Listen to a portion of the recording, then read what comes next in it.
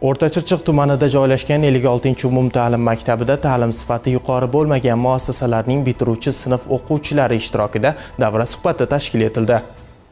Uchrashuv davomida so'zga chiqqan mutaxassislar mamlakatimizda ta'lim tizimini rivojlantirishga qaratilayotgan keng ko'lamli islohotlar, yoshlar uchun yaratilayotgan imkoniyatlar hamda oliy ta'limga kirish ko'rsatkichlarini oshirish borasidagi dolzarb vazifalar haqida batafsil ma'lumot berdilar. Shuningdek, ta'lim darajasi yuqori bo'lmagan maktablarda sifat ko'rsatkichlarini oshirish bo'yicha tizimli choralar ko'rilayotgani alohida ta'kidlandi. Xususan, mazkur maktablarga tajribali va yuqori malakali pedagog kadrlar jalb qilinib, o'quvchilarning bilim darajasini oshirish, ularni fan olimpiadalari hamda turli tanlovlarda faol qatnashishini ta'minlash bo'yicha samarali ishlar amalga oshirilmoqda. O'rtachirchiq tumanida ham bu borada ishlar olib borilmoqda. Jumladan, tumandagi 22-umumta'lim maktabiga 2 nafar, 55-umumta'lim maktabiga 7 nafar, 56-umumta'lim maktabiga 5 nafar, 71-umumta'lim maktabiga 1 nafar oliy va birinchi toifali rus tili va adabiyoti, ingliz tili, kimyo fanlari o'qituvchilari ishga qabul qilindi. Davra suhbatida ham aynan ushbu jarayonlarning ahamiyati alohida ta'kidlanib, bitiruvchilarga bilim olishga mas'uliyat bilan yondashish, kelajakdagi kasbini to'g'ri tanlash